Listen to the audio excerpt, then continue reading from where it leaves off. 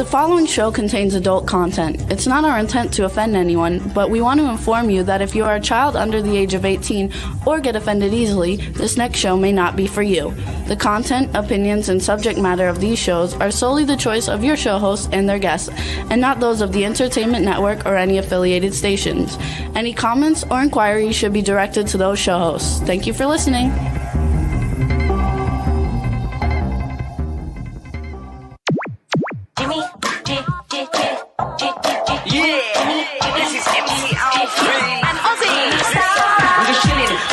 Sitting down and designing, where every man in my thinking, what are we gonna be wearing?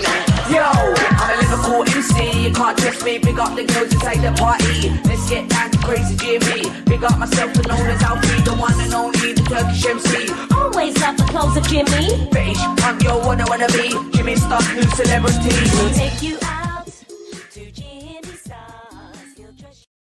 Hey, hello. What's up, everybody? Welcome to the Jimmy Star Show with Ron Russell, bringing you the good times in music, fashion, pop culture, and entertainment. We got a great show for you guys today. I'm super excited about it. Before we start with all of that, though, let's say hello to our cool, outrageous man about town co-host, Mr. Ron Russell with Astro. I am bombed out of my bird. I am on, what am I on? Painkillers. Yeah, like hydrocodone. Like I'm going to be a dope addict soon. I'm going to have to go for the cure. You know, with this roto cuff and the arm, this thing, you know, the wrist. So whatever you get out of me today can be very explosive. We don't know what kind of things my little stoned brain, but I'm loaded right now. Really, I am. I'm flying. What am I taking? Ibuprofen? No. Hydrocodone. Who? Hydrocodone. Hydrocodone, whatever the frig that is. Anyway. Vicodin. That's Vicodin. It's like Vicodin. So he's got a sprained wrist, arm. No, I don't have a sprained wrist. I have torn ligaments in my forearm and wrist, and I have torn ligaments in my rotocuff. The pain is not to be believed. And if anybody that's ever had this, they know what I'm talking about. I'm holding a mic, which I shouldn't do because I'm not supposed to hold anything heavier than an apple. Astro, get off me. I can't have you on me, honey. Right now is not the time to lick my hands. Well, Astro, he's so cute. He's adorable. But get down, Astro. He knows I'm in pain. Dogs are so smart. I mean, he comes to bed with us and he lays and he licks my arm exactly where the pain is. He knows I'm in pain and it upsets him. Dogs are wonderful. I wish people were as nice as dogs, don't you? Absolutely. Anyway, I will get through today. Why are we so dark? I don't know. I'm trying to make us lighter. But you didn't put the lights on. That's why. I don't know. We didn't use them last week. Well, we're very dark. Although on the other screen, we're not dark. There we go. Now we're light. Oh, it's so bright. Yeah. Okay. Oh, I like it bright. Yeah. Okay. I like bright. Especially as beautiful as you are. You look good in the lights. Beautiful. I'm so bummed. So what's up, everybody? What's up, chat room? Lots of people in the chat room. Let's say hi. Boomer Mays, football player extraordinaire, has joined us. Cindy Ladylake. Teresa, she's in Florida. Teresa Saban's in Florida. Angela Joseph, hello. She's in Colorado. I went down. Angie, Backpack John is there. Angie, did you get snow yet? I don't know. Angie, did you get snow? Colorado, it snows in July. Yeah, that's true. It's cold there. Wait, we gotta move this over a little bit. At least you have a white Christmas. That's nice. Yes. So what's up, everybody? Thank you. She says we look great, and we're hoping for a speedy recovery for you. So you guys, we have two really fun guests coming on today. We have Brian Bonsall. You guys probably remember him, a huge child actor star, and he was Michael J. Fox's little brother on Family Ties. As well as a ton of movies and TV series. So he's coming on. And then after that, we have Deborah Foreman coming on. All you 80s and 90s people know her. She was the star of Valley Girl with Nicolas Cage, which is like an iconic movie for my generation. And I know for Cindy Lady Lakes too, because she keeps saying she can't wait to see her. Yeah, and she's been on our show before. Yeah, she was on our show before. She's a second timer. But we had her on in 2016 or 15 or something like that. She was so good. We're bringing it back. And she was so good, and I just love her. And this time I researched more about her because she's done a whole bunch of other stuff I didn't even know that she did. She even made a movie with Anthony Perkins. Wow. What did Angie write? Angie wrote, "The powers that be have not turned on the snow machines yet. Laugh out loud. We have broken a record. Yeah, Brian. He was at the Colorado Film Festival. Oh yeah, that's our guest That's coming on, which is nice. So no snow yet in Colorado. Nope. That's great. 60 degrees in Kansas City. It's been cold here, you guys. Yeah, It was like 54 last night when I got home. 54. It's cold. I think nature is getting even with us for being stupid people. That's something that Vicodin said, not me. Oh, backcheck. John wrote My Chauffeur. Yes, she was in My Chauffeur. That's right, with Sam Jones. Sam Jones, my guy, my Flash Gordon guy. I love Flash Gordon. We love Flash Gordon, you guys. Flash Gordon's my hero, but I love the original one with Buster Larry Crab. The old ones from the 1930s. They're so corny and cheesy, but I love them.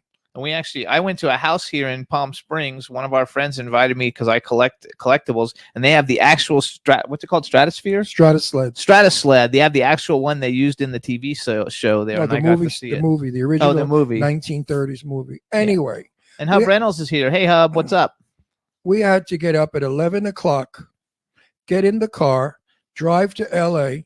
to be on the set at 3 o'clock because we were shooting in a bar, and we had to use the bar after the bar closed. Well, that shot went on till what, 11 o'clock? 11 o'clock in the afternoon. So I'm devastated. I mean, I'm fainting. I was hurting, and I wasn't working. Luckily, I wasn't shooting that day, but I was assisting Jimmy. You know, I ride in with him so he's not alone. I make sure he's okay. Make sure he eats and he drinks and stuff like that. But anyway, it was a rough day. Now we're off today. We're back tomorrow to work. And then Tuesday, I shoot my scene with Sadie Katz. And I'm excited because working with Sadie, for me, is a thrill. The last time I worked with her, I forgot I was working. I was so engrossed with what she was doing that I just stood there looking at her, enjoying it like I was a spectator. And they said, Ron, you're supposed to speak. And I said, how can I? She's spellbinding. Anyway, this time I definitely will speak. It was so funny too. Am I allowed to say what I play? No, not yet. We're gonna make the announcement next week. I mean, what are they gonna do? Well, until we announce it into the press. I know, but what has my character got to do with the price? It doesn't make any. You're playing a doctor. You can tell them you're playing. I'm playing a doctor. There you go. Okay. And so I said to all you guys out there, wouldn't you love to play doctor with Sadie Katz? I know one guy would. He's not. I don't know if Dave Hughes. I don't know if Dave's in the. Oh my God, Dave's not. I wanted to tell Dave they shot Sadie's nude scenes yesterday. So Dave's going to have not all of them. Well, not all of them, but enough nude scenes.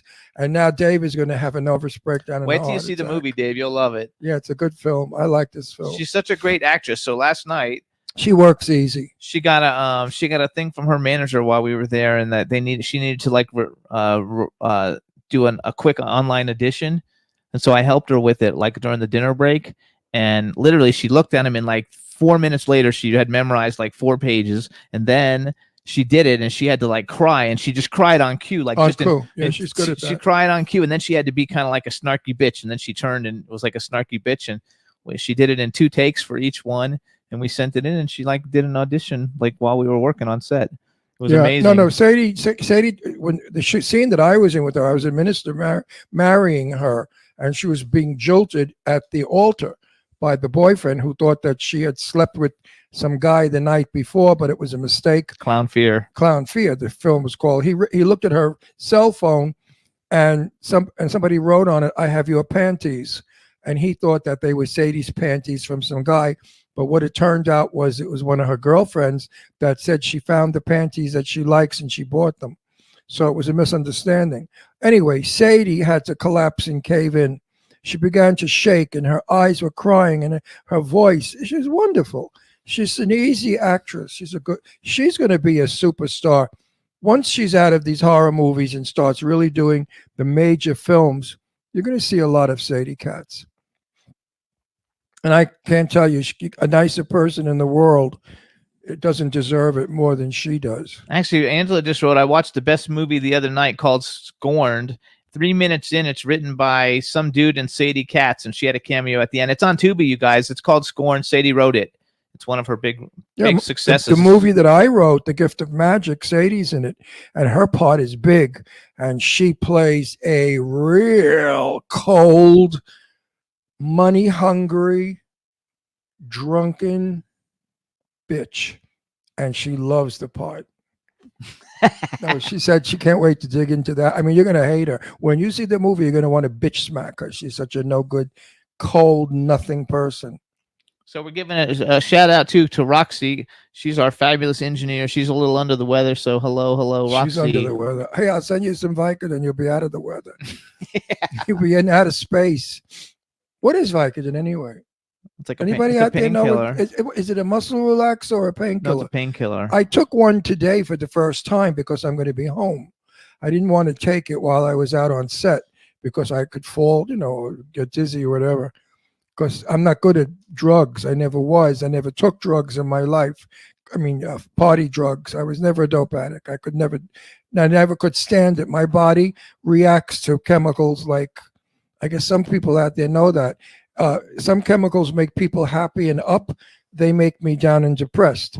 And the drugs that make some people down and depressed make me up and happy. I'm one of those lucky. You're exactly opposite of Well, everybody else. I have that chemical imbalance that they talk about. So I don't ever take drugs ever or smoke pot. I can't handle it. Once years ago, when I was very young, someone said to me, "Why don't you trip with us? We're doing LSD." I said, "You know what? I'm afraid I'll never come back because I'm crazy." And I know a lot of crazy people didn't come back. So I never partook in any of it. They say that's why you look 40. Well, it's true. I eat well. I sleep well. I don't do drugs. I don't smoke. I like a martini every now and then with 4 olives, vodka straight up, 4 olives. I have 1. If I have 2, I burn all the food I'm cooking for my dinner guests. So I've learned now just to have 1. I don't drink well. I get drunk I'm a cheap date. I mean, really and truly. When I first met Jimmy, he was, ready to go to bed with me. He was so, hot for that to try it. And I kept saying, "Hey, listen, I don't know you and I don't do that. I just don't sleep with people I meet a week ago." And it was 3 months later. And I never told Jimmy the secret was, give me 4 martinis and I'll sleep with King Kong. I am the easiest piece of tramp in the world. I mean, I have no resistance. 4 martinis. I don't even know who I am or what I'm doing. So real quick, everybody, because we're going to bring our guest on in just 1 second. You can hear the Jimmy Star Show with Ron Russell on W4CY Radio, our live show. It's every Wednesday from 12 to 2 p.m. Pacific time. You can also hear us on iHeartRadio, Apple Podcasts, iTunes, Spotify, Amazon Music, YouTube, Google Podcasts, Radio Public, TuneIn, Pandora, Amazon Prime, and SoundCloud. And we want to thank everybody who tunes in every week. Aren't we on something else that's important? We're on something you left up. It's very important. No, those are all the main ones. Oh, there's another one. Anyway, see, I don't even know what I'm talking about. But anyway, we'll have fun with me today. Today we can really have a good time. Now they say they know the secret of looking young, martinis. Well, yeah, before dinner, of course. I'm old-fashioned. I'm from the days of I don't know what, the cocktail hour days. You had cocktails from 6 to 7 and then dinner at 8. And afterwards, maybe, Astro, stop it. That's my little boy. Astro. There's somebody at the front door or something. They're outside walking a dog. Astro, come here. He's a good watchdog. Too bad he's only 7 pounds. Yeah. Yes, what are you doing? You're going to get the burglars? You're going to attack the burglars? Isn't he cute? But anyway, so I'm old-fashioned that way. I never drink before 5 o'clock ever. There you go. All right, so now we're going to bring on our guest. Okay, look at this dog. All right, Roxy, let's bring him in. Here we go, everybody. Hello, how are you? Good, how are you? Jimmy and Ron, thanks for having me. Hey, Merry Christmas awesome. to you. What a beautiful Merry Christmas, treat. happy holidays to everybody. Well, there you go. Merry Christmas right now. Happy holidays later. That's a beautiful Christmas. You decorated it? Thank you. Yeah, we can only decorate the top half because of my 2-year-old son who steals the ornaments. Oh, Jimmy does that all the time. Jimmy's always feeling balls. Yeah. I mean, really, I have to control him. I kept saying, Jimmy, leave the balls alone, It's like funny. So hold on, let's do an actual Oh, but you got to be intro. careful with your kids. I agree with you. When my daughters were very young, I never had the first 2 rows with lights. Yeah. Because the kids have a tendency of biting on the light bulbs. Oh, wow. I haven't seen him try to do that. No, but I've heard stories where kids think it's fruit. They think it's candy. Yeah, I you're mean, not we watching- try to work on just not touching it at all, but it's kind of hard. No, it is. He's adorable. too, Having this kid. having kids, not easy. You got to be careful. You got to watch everything. I was neurotic anyway. Yeah. One of those crazy dads. I'm sure you are too, but it's good. Yeah, at times for sure. What do you got? What do you got, boys or girls? I have one boy. Okay. He'll Yeah. love you for being neurotic. When he's old, he'll say, "My dad was neurotic, but I loved him for being neurotic." Trying to find a healthy balance of that. No, stay crazy. No, Got to learn hard lessons, but at the same time, you can't help but keep tabs on him every second. So you guys listen up. One thing I want to say, you got to watch him. I taught my daughters from birth that drugs are bad. Yeah. And my daughters never took drugs or smoked cigarettes. Well, If you train them young- I think my son's got a pro to teach him that. So Yes. Good. I want to teach him not to go down some of the same paths that I went down at one time. Oh, well, you were a dummy, so don't make your kid a dummy. So hold on, you guys. If you want to see how adorable his son is, you can follow Brian on Instagram. He's at Mr. Brian Bonsall, BrianBonsall, and it's MR for Mr. because he puts all kinds of pictures of his son on Instagram, and he's adorable. He's a really Are you going to beautiful put your kid. son into business? I think that's something that he can do if he shows interest in school theater or something like that. It's going to be his decision when he's old enough to make that decision. That's a wise move. My daughter Deirdre wanted to be an actress. She's a Nice. SAG member. She's made a lot of films, and now she wouldn't be in a film if they offered her $1 million. She hates the business. She hates everybody in it. She said, "You're all crazy. I don't want any part of it." So you I see, mean, she's not wrong. no, she's not. But they really come into understanding when they're older. So hold on. I want to do an official introduction. Hey, everybody. Now we want to welcome to the Jimmy Star Show with Ron Russell, the incredibly talented and really cool dude and dad, actor, musician, Mr. Brian Bonsall. Hello and welcome to the show. Well, hello. Thanks for having me, y'all. Oh, no, it's a And pleasure. this is my cool, outrageous man about town co-host, Mr. Ron Russell. Who's on Vicodin because of this.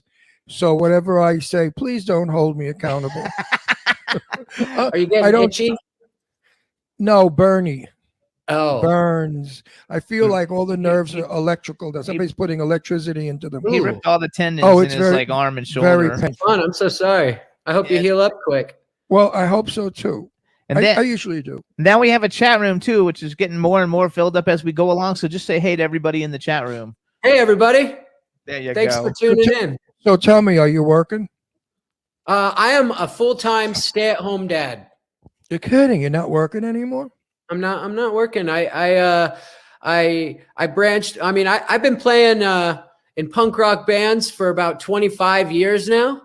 And I thought you were only like 25. I thought that you only were 25. So you like? I turned music? 40 3 days ago. Did Happy you really? bir- Oh, happy happy birthday. Oh my birthday. God. I literally thought you were like 28 or something. I didn't know Jimmy, you how were could that 40. be? No, I am Oh. 40 years old. You look terrific. So everybody, just so you know too, so many years ago when we were at Chiller, it was like 2015 or 16 maybe. I remember now, and I just wanted to say that. So You go were ahead. with, I think, it was probably your wife, or Yes. your now wife. She probably wasn't your wife then. And you guys were there at Chiller, and I guess that was one of your first autograph signing conventions. And you were over there by the Escape to Witch Mountain people.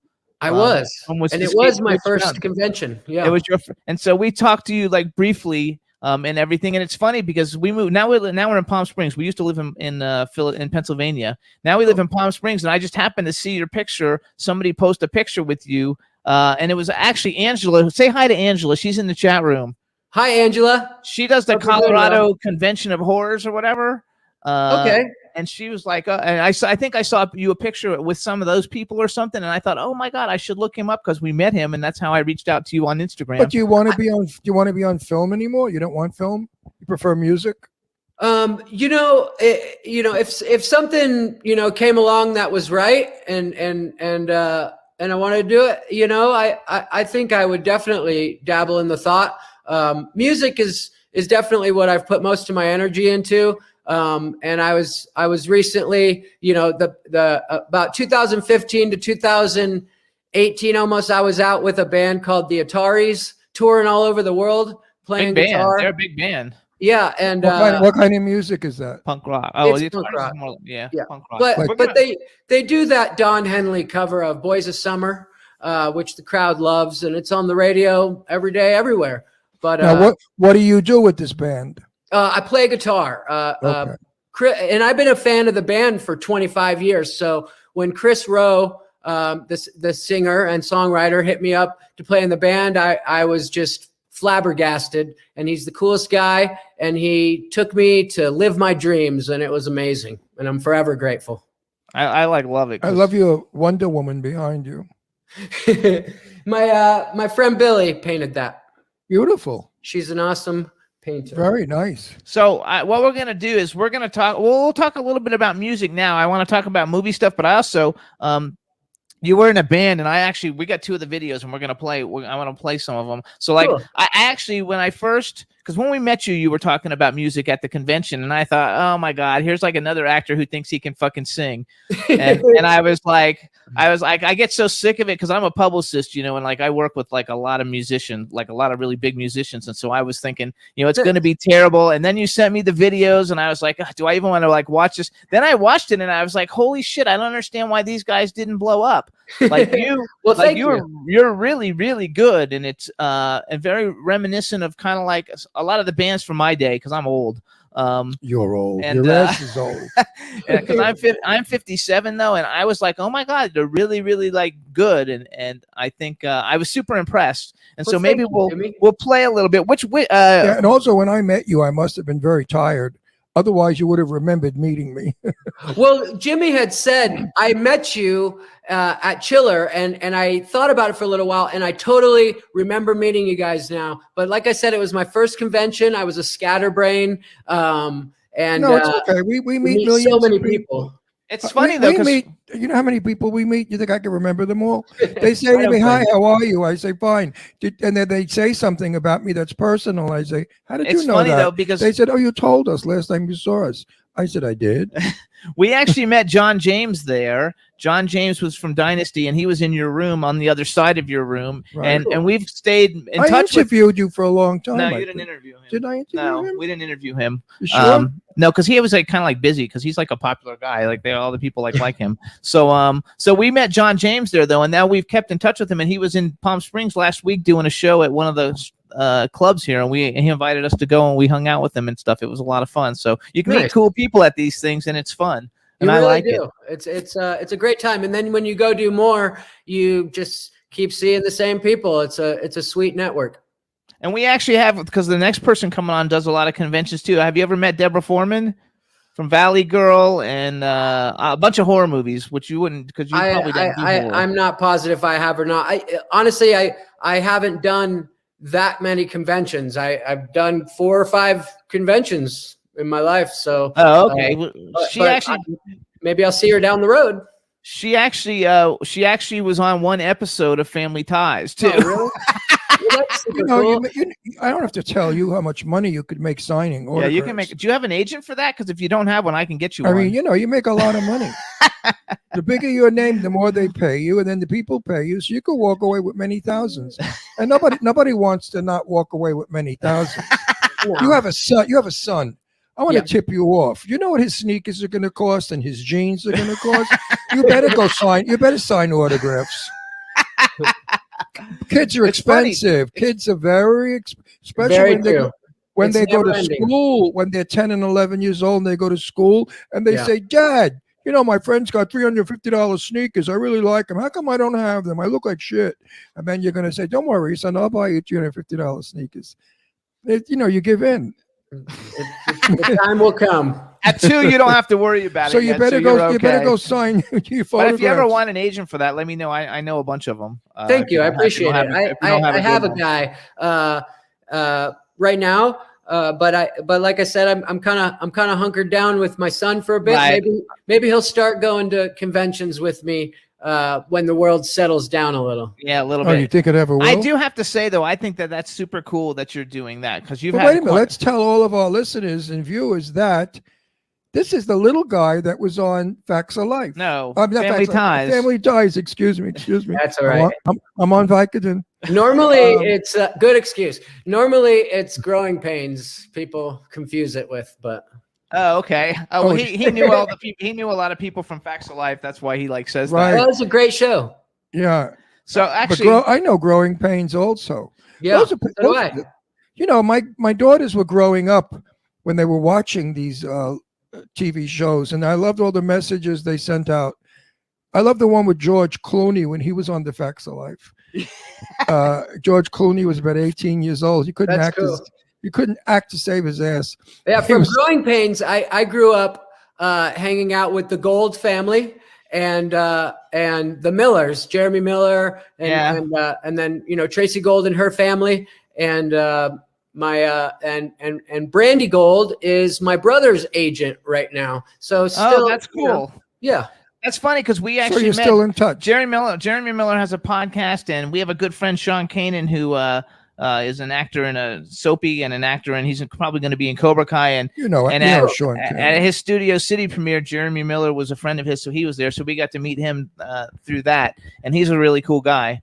Actually, all you guys are cool guys, which makes me happy. So you guys, Brian was in Family Ties with Meredith Baxter, Michael Gross, Tina Yothers, Justine Bateman, Michael J. Fox. He played Andy Keaton. No, that's a show. And I love Justine Bateman. That's a show George Clooney was on. No. Yeah, he was. George Clooney Wasn't George Clooney on your he's show? On Facts of Life.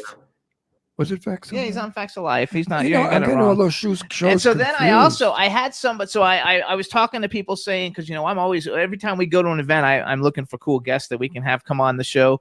And I told people that you were coming on the show because we're doing a movie right now in LA. I'm not working today because we have our show. And I told them I was having you on, and they were like, and there was like this 20, I don't know, maybe a 20-something-year-old girl there or whatever, but she was like, my favorite movie when I was like growing up was we're Blank not Check. supposed to mention it on my Facebook page.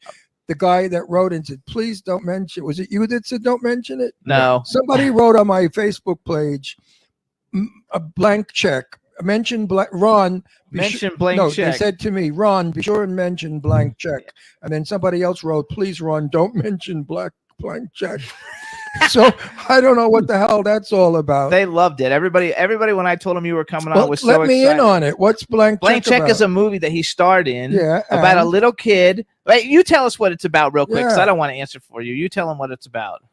It's a Disney movie about a kid who he gets hit on his bicycle by a criminal, and the criminal writes him a blank check and says, "Give this to your parents; they'll know what to do with it." And he fills it out for $1 million. Wow! And he goes on a shopping spree and buys a castle and this crazy wild ride. Had a lot of fun filming that. Everybody was awesome to work with, and that sounds like a wonderful Christmas movie to watch. Hey, everybody out there, watch Blank Check. It's like a miracle movie. it's a fun movie. It sounds fun. $1 million blank check from a mafioso. Very nice. I like that. I loved it too. There you go. Look, she put the blank check thing up. So Right. so how did You you actually? were a really cute little kid when you were little. Well, thank you. He's still nice looking, but When you I were a was cute little. kid. No, but you were like the typical perfect kid, bro. You look at. Oh, look well, how thank adorable. you. That's Look how kind of sweet. Does your kid look like your son? Look like you? Yeah, he looks just like me. Oh, good. for Hey, him. and he looks like his mom too. Right. Well, there's always a mixture, but my daughters both look like me more than their mother. So sometimes it happens. So did Whoever you, has the biggest, strongest dream. She's- hang on. He's- He's beautiful. So he's It doesn't got matter. he's It got don't the matter. good looks. It doesn't matter. She's got blonde hair though, right? Does your wife have blonde hair? She dyes her hair. I think right now Okay. it's blonde and black. So, Okay. Yeah. I think I thought maybe when we met her, she might have had blonde hair, and it looked like your son has blonde hair. Kind of. Oh no! Now I'm gonna get in trouble. It's like a really cool, like ashy color right now. So Okay. Oh, good. Instead of blonde black, you don't want to get in trouble. What's Yeah. your wife's name? Hi, wife. her name is Courtney. Hey, Courtney. Hey, Courtney. We met you a long time ago, and it's nice to see you. And I'm. Why don't you come on the screen and give us a hi? Yeah, she's not there. She's not She's here not- right now. Oh, I thought she was. No, she's not No. there. So real And- quick, what I want to do, hey, what's her face? Roxy, let's play Blank Check. Though I actually took the trailer off so people can see it, because if everybody should really watch this movie anyway, and it's so much fun. So Roxy, I'm gonna have Brian just say, "Hey, here's the trailer for Blank Check, my film Blank Check," and then Roxy, you play it. All right, go, Brian. All right.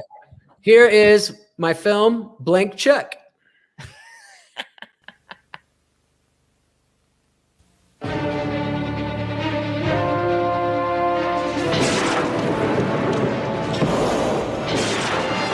It was the perfect crime. Hello, beautiful. Everything was going. Send my guy in tomorrow with a check for $1 million. Yep, tomorrow, just like the old days. But one little thing is about to come between him and his money. Preston Waters. What about my bike? What you want, kid? What do you think? Come on, let's make a deal. Talk to me.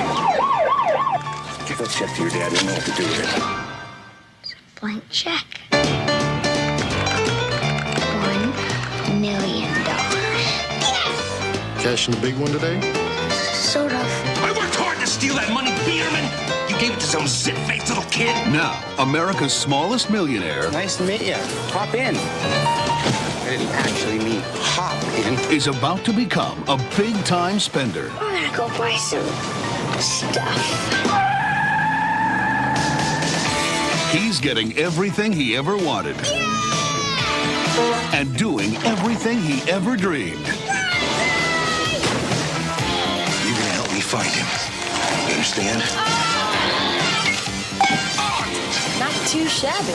It's comfortable. Hey, mister, you know where the refreshment stands are? No. It's a date then. A date? Baby brother comes into his own. Now, the boy who's learning to live the good life. Go, go, go! Is going to teach 3 careless crooks.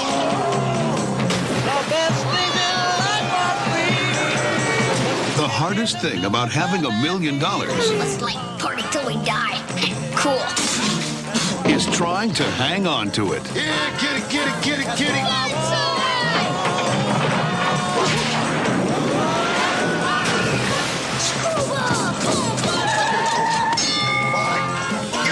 That must have hurt. Blank check. Kid, Yeah, Henry? you are on a roll. Yeah.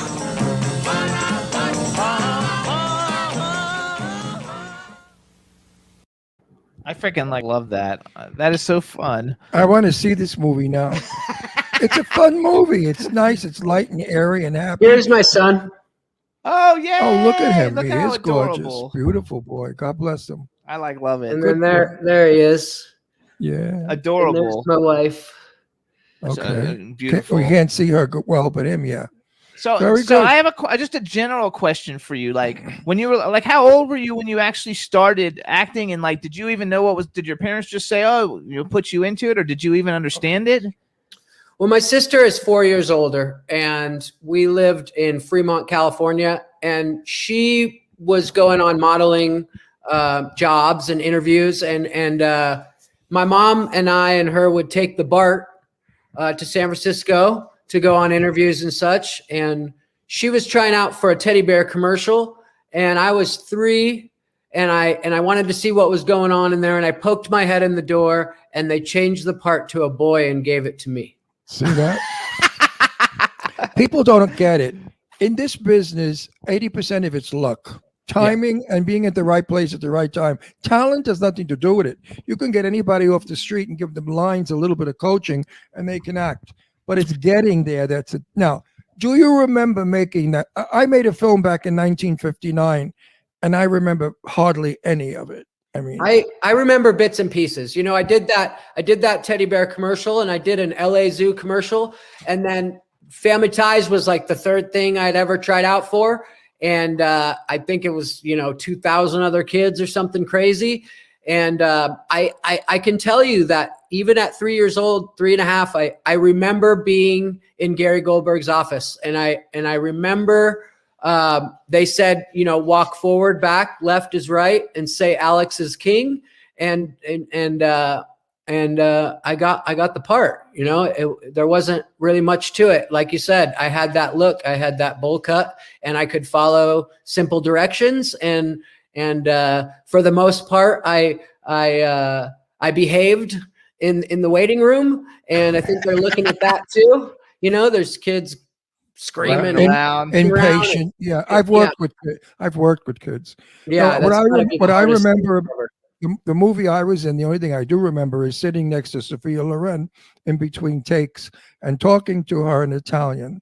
And Sophia saying to me, Ron, your Italian is as bad as my English. And we had a good she's a lovely, lovely girl. She was only 26 at the time. I was 19. And just that was I remember all of that. And Tab Hunter too, because Tab and I remained friends until he passed away. But other than that, the film, I really don't remember it. How was Karen Duffy? I used to have, before I figured out I was a total homo, I used to like love Karen Duffy. I thought she was like the most beautiful thing ever. She was so cool to work with. She was amazing. And you know, and her and my mom hung out so much on the set too. And yeah, just nothing but great memories. I was extremely lucky in the business. I was, as far as that, in the 10, 11 years, you know, of acting, I just worked with the most awesome people, and I have nothing but great memories. I love it. So some of the other things you guys, besides Blank Check and Family Ties, he was in Mikey, and I love Josie Bissett. Yeah, she was from, really cool and Ashley Lawrence, who's actually been on our show before. She's great. She's in so many good movies, and Hellraiser, and yeah, I love all that stuff. And then Star Trek: The Next Generation. So how did you get to go to sci-fi convention? Have you gone to any sci-fi conventions with that? I haven't yet. I would love to do some, but no, I haven't done any Star Trek conventions. I love that. Then Father and Scout with Bob Saget. He's the guy from America's Funniest Home Videos, right? Mm-hmm. Yeah, he's America. Yep. And then Distant Cousins with Mel Harris, David Keith, William Catt, Marge Helgenberger. Fatherhood with Patrick Swayze and Halle Berry and Michael Ironside and Diane Ladd and Adrienne Barbeau. We had her on last year, and Bob Gunton. He's been on the show.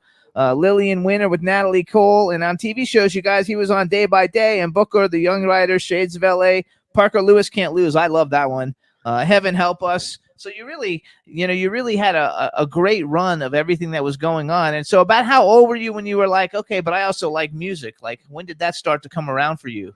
I mean, music was always in my household growing up, and I always loved music. You know, started playing the drums at about 7 years old, and you know, kind of moved on to learning my way around a bass guitar and a guitar. I mean, my first band was in high school when I was 15, and you know, I've probably had 15 bands since then. But yeah. So who were some of the bands that were like influenced you when you were like younger? Because like not everybody decides to become like go in punk rock in that direction. Oh, there he is. I mean, when I was young, I fell in love with punk rock around 1994. I would say I had already listened to the Clash and Ramones growing up and stuff like that, but it didn't really hit me until I heard the 90s version of punk rock. Which is what I fell in love with. So, Fat Records and all those bands. It's funny because we were at a big charity event right before COVID in LA, and I forgot whichever one of the Ramones is still alive, but one of the main guys, he was actually at it, so we got to like meet him and talk to him and hang out with him, and he was cool. When I was doing Chiller Theater, and when I met you guys, Marky Ramone was there, and he's one of the Ramones. He was on an episode of The Simpsons, and he actually summoned me from my table to go meet him, and I was speechless. Somebody got me and said, Marky Ramone wants to meet you, and I was like, what? And they walked me over there, and we took a picture together, and just kind of thumbs up. Didn't say much, but yeah, pretty amazing. I'll never forget that. I love it. Have you stayed in touch with any of your co-stars from the past ever? Or do you ever see any of them or talk to any of them? I mean, here and there, I've been talking a lot with Family Ties cast members, because we just did a reunion thing online all together, and it was really amazing. We had done one, I don't know, 8-9 years ago, and I had an earpiece and I couldn't see them and I couldn't distinguish who was who. It was so hard. And this time we were all face to face online, and I've been in contact with Mark Price a lot. He was Skippy, the next door neighbor, and Scott Valentine, and me and Mark, might possibly do. He does stand up, and he's touring around doing his stand up all the time, and he's been so gracious as to invite me to do some routines with him. Unfortunately, the ones we've set up already have been canceled, and we didn't get to do it yet. But hopefully here down the road, we're going to do some stuff together. So now, when you were a child actor, did you ever stop and think, what am I going to do when I grow up? I mean, not really. Once I found my obsession for music and punk rock, I that's all I really wanted to do. So TV became secondary. I knew the risks, and I know that being successful in music is a different story rather than just doing what you love no matter what. And now, when you were a kid, did your parents invest your funding wisely? Because of the what's his name, the Cooper law. I mean, my mom, invested in some stuff with my money, and all that. She was good with it. That was another area that I was lucky, and I don't have that horror story of the other child. Jackie Coogan. Jackie Coogan made millions of dollars back when you didn't pay taxes. Yeah, and his parents blew all of it.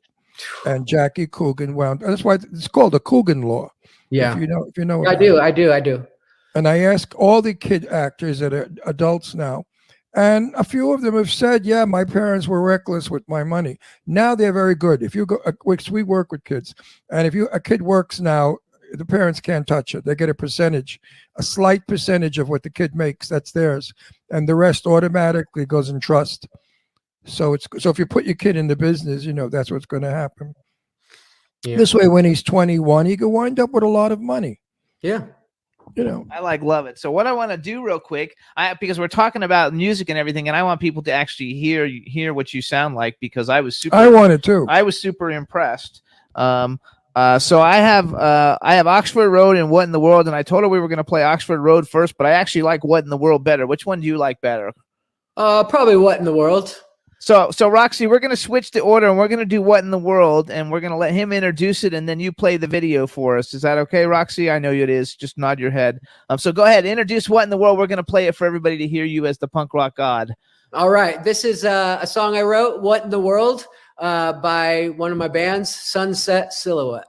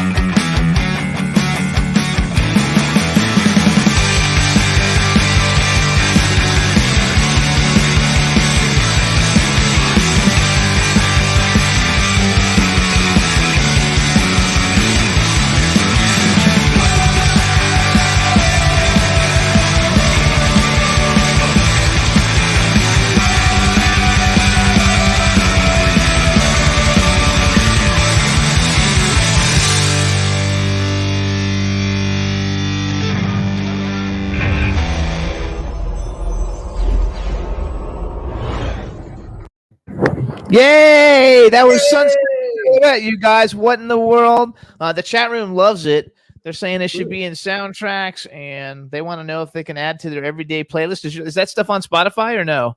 It is. All right, you guys. Sunset Silhouette on Spotify. Check it out. And then you also have do you have like an Instagram for your acoustic stuff too? Because I do.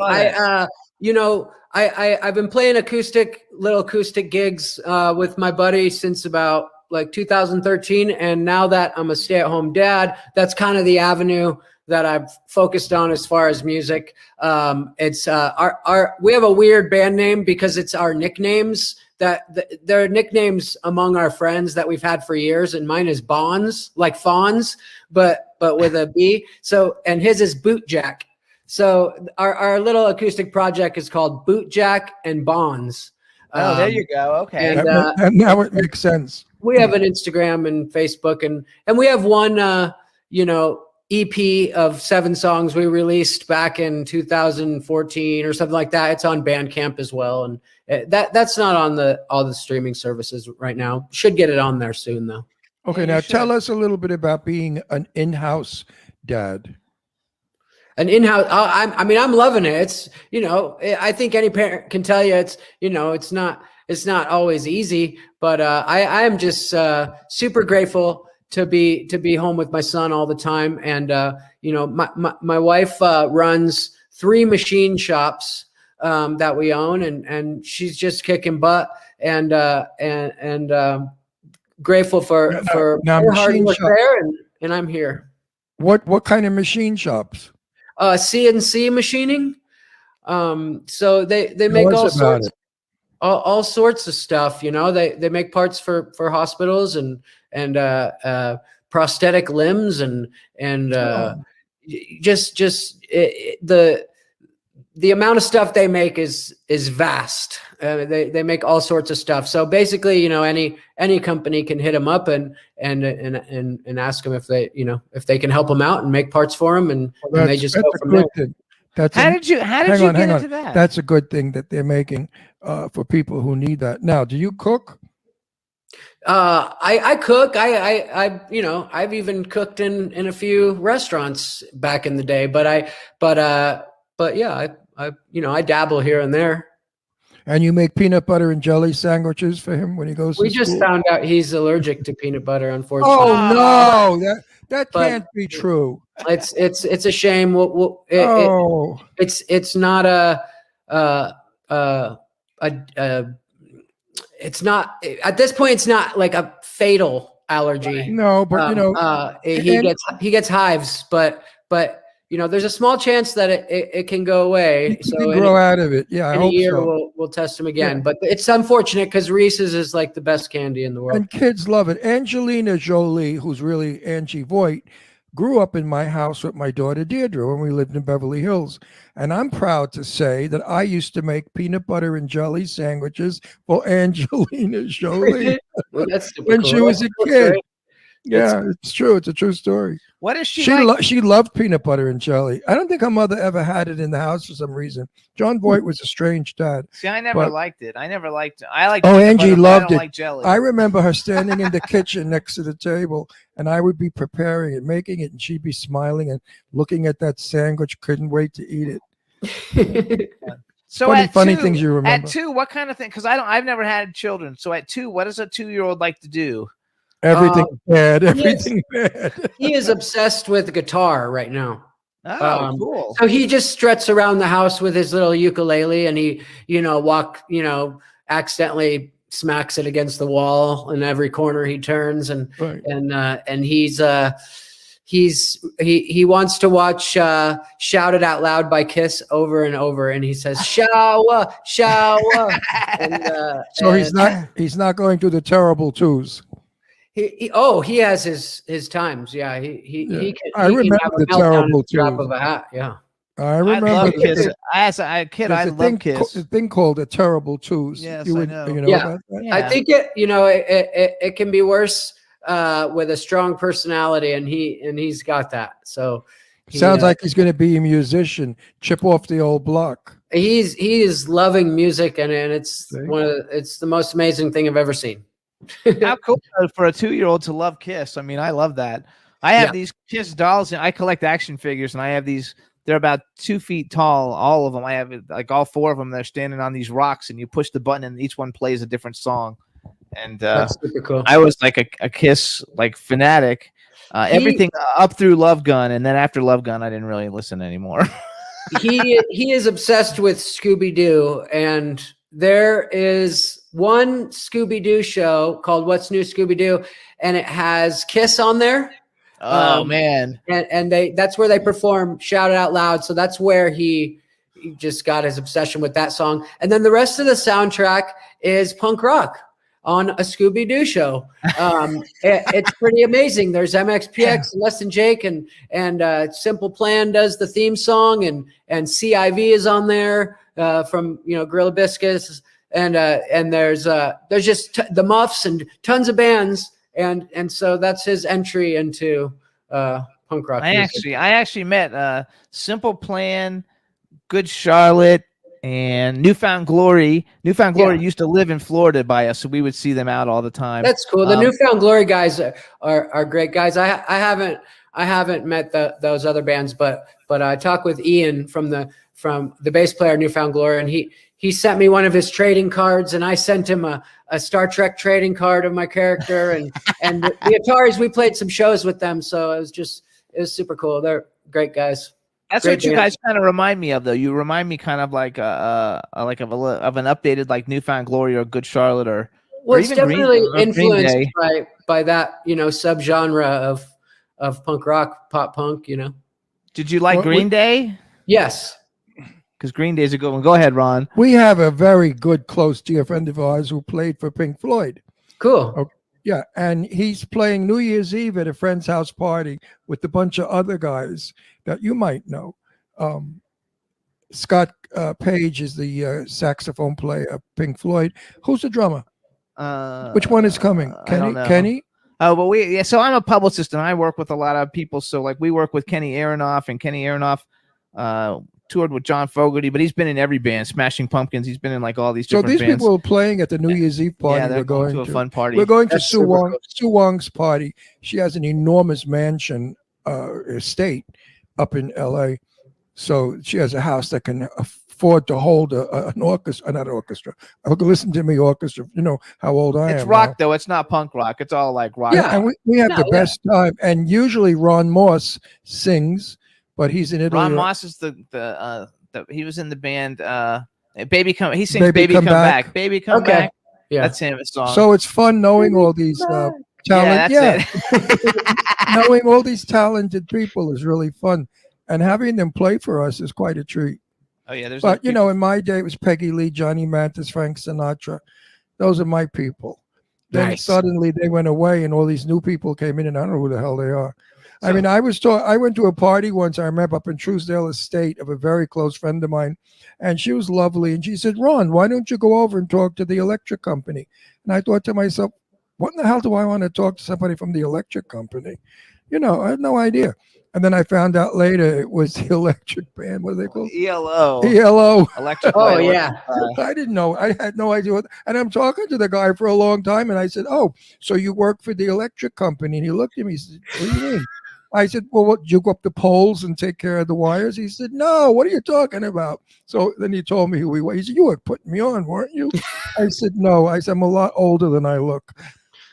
When I told him my age, he said, you're kidding. You're that old? I said, yeah, that old. I don't know from you guys. So let's say you were going to now somebody called you and and said, we're going to take you and your wife and your son and your band.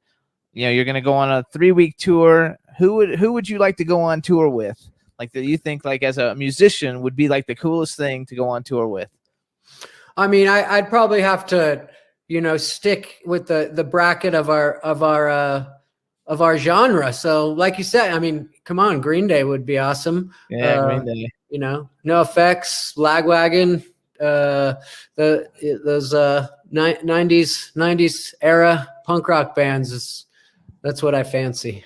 When I was in college, we would listen to the Misfits a lot because they were in Gainesville. I went to school in Gainesville, and we had there was another band. I forgot who it was. Who's the most famous band out of this kind of music?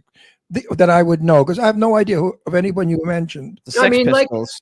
Yeah, Sex Pistols. I know the Sid Vicious. Sid Vicious. Yes, the Sex. The Pistols. Ramones are pretty. I never heard of them. The Sex Pistols, the Clash, and the Ramones. You know, they started it all, and then it's arguable that Iggy Pop started it because when they went into the studio, they wanted to sound like his album, which had come out the year before. So that's why there's the whole argument of who started punk rock music. I met Iggy Pop before. The Pistols I know of. Yeah. So the Pistols have to be the most famous. So what about going back to like movies and films? So you worked with a lot of huge people. Like in Fatherhood, you even worked with Halle Berry, which like she's like, I mean, back then maybe she's not the same as she is now, but She's I mean, a wonderful that was cool. girl.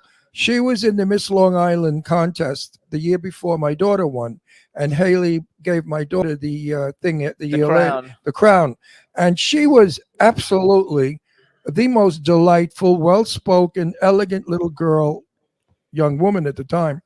Beautiful, beautiful girl. So wait, so going back to the movie question though, so because you're different than a lot of people that we have are in a lot of movies, but they're not used. They're like a part of an ensemble cast, and basically like everything that you did, you're like the star of it. It all revolves around you. Everything that you were in. So it wasn't like you're like a little person with a few lines. Like you were always the star of everything that you like ever did. Is there any, like if you were to come up with any movie that's ever been done in history, is there some movie that you think, oh my God, when I was acting, I would have loved to do this movie? I mean, since I was the lead role in most movies I did, I see so many movies, you know, come up that I had tried out for as well. You know, like, you know, a movie will come on and, you know, we'll be watching it and my wife will be sitting there and be like, you know, I tried out for this one. I tried out for this one. But, wow, that's a hard question. What are some of the movies you tried out for that you didn't get that you've seen?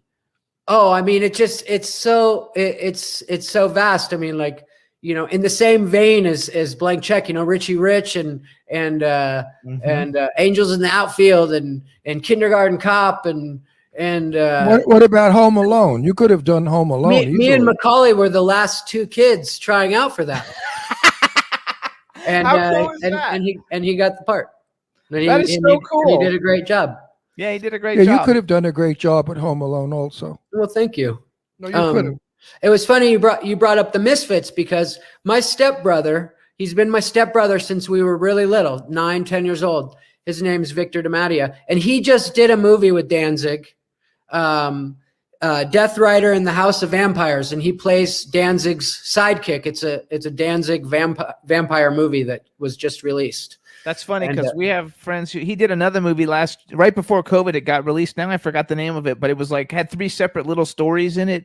And he's the director of all of them. We had friends in every single episode. Yeah, it was just super cool because we grew up listening to the Misfits, and he had Glenn Danzig call and wish me a happy birthday a couple of years ago, and I was dumbfounded. He you know, my brother called me, and then he was like, "Hey, 1 sec," and he handed the phone, and he was like, "Hey, this is Danzig, happy birthday," and I'm like, "What?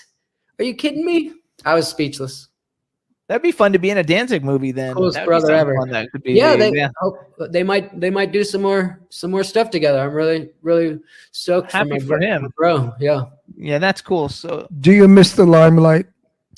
Yeah, you know, there's times that I do, and then, you know, I think that's something that every, you know, actor, musician, whatever, you know, battles with back and forth. You know, it's a bittersweet thing. Like, yeah, you know, it's easy to miss that, but it's nice to be able to walk out your front door once in a while. You know, and at this point, my whole body's covered in tattoos, and people don't recognize. Is it really? Yeah. You're full of tattoos? Yeah. Why'd you do that? That's poisoning your skin, you know that? Ron doesn't like them. I love it. It's so unhealthy. I don't feel poisoned. No, they're finding out more and more now about this, and they're starting to say it's not the wisest thing to do. It's so funny because when we first met you, though, I think because facially you look exactly the same. I mean, if you put your hair in a bowl cut, you would look exactly like a grown-up version of yourself. So without the tattoos, I think you have that exactly energy the same. too. You have that nice young energy. Well, thank you. So I think it's phenomenal. Do you guys. Yes, and he's 81 and a half. Don't forget the half. I went to my heart doctor for a checkup, and I said, you know what? I don't have the energy I used to have. He said, well, after all, Ron, you're 81 and a half. I wanted to punch him. He had to put the half in. I think it's phenomenal. I think that, you've had a wild ride of a life. I think you're going to continue to have. So I think it's really cool that you're. It's cool that you came out of it normal, because I know a lot of teen. What's the name? I don't want to use her name. Yeah, I can. She's a mess. Don't use names. That's not nice. Well, it's Margaret O'Brien. Oh, well, nobody knows who that is anyway. Yes, they most Only certainly old people do. Margaret O'Brien. Margaret O'Brien played with Elizabeth Taylor, the biggest stars in 1940s and 50s, and Margaret O'Brien is just. I think it's really cool that you're a stay-home dad, because I think. So I'm from the generation, that's like an older generation thing where you don't like shuffle off your kids to babysitters and nannies and stuff. My parents, always worked around, so one of them was always home when I grew up, and I think it's a really important thing, and I think that's really admirable to do that. What you're doing, because your whole life, your kid can be much older, and if you want to go back, you just go back and start doing it again. Yeah, definitely. And so you can like go in and out of it, and the fact that you're actually become like an influence and like someone that your son looks up to. You have the training, you have the experience, you have the talent. That is like a light switch. When you need it, it's like bicycle riding. You never forget it. So if tomorrow they offered you a lead in a 100-page script, you could memorize. Are you good at that? Could you memorize a lot of pages? Yeah, I mean, that was something I was always really good at when I was younger. And, that was thanks to my mom. She was in theater before my acting took off, and she kind of put that stuff on hold, and she was really good at teaching me my lines and how to get better at remembering it all, the memory game and all that. So it's definitely helped me in music and stuff like that. I have found with music that, when you write lyrics that are, the real you, they kind of just come out naturally. And that's something, you're just saying what you would normally say anyway. So it makes it easy to remember it. But yeah. I love it. Most actors and actresses, when they start very young, really have an amazing way of remembering 40 pages, and they never lose it. Who is it that Taya Gill from Queer as Folk, the one that played the blonde. Taya's a good friend of mine. We did a commercial. They gave her the script, and I'm sitting there watching her, and she's doing okay. And they shot it. I mean, it was amazing. I would have been there. Especially when you start young, you exercise that part of your brain. I mean, I would have been there for 2 hours doing another couple of 100 takes. And she did.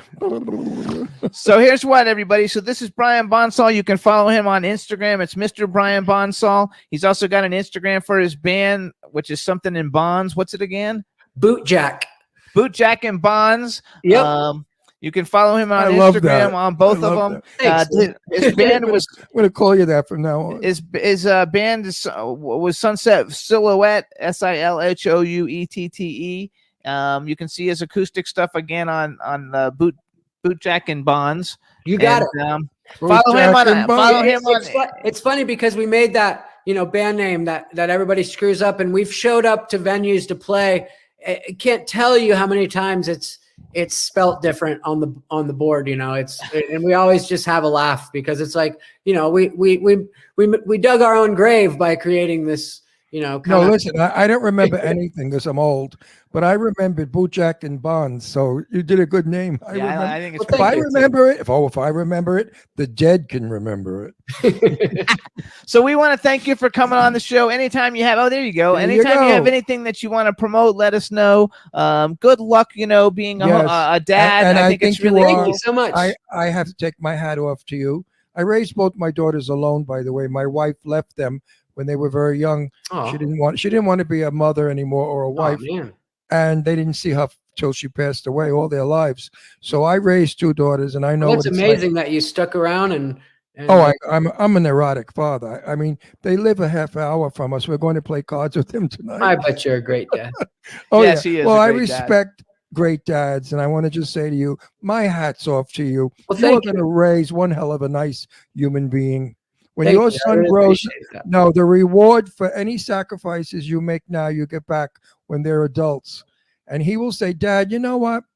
I'm happy you didn't go out that New Year's Eve and you stayed with me. And things like that. You know, I don't want to get, because I could start to cry from these goddamn these painkillers I'm on.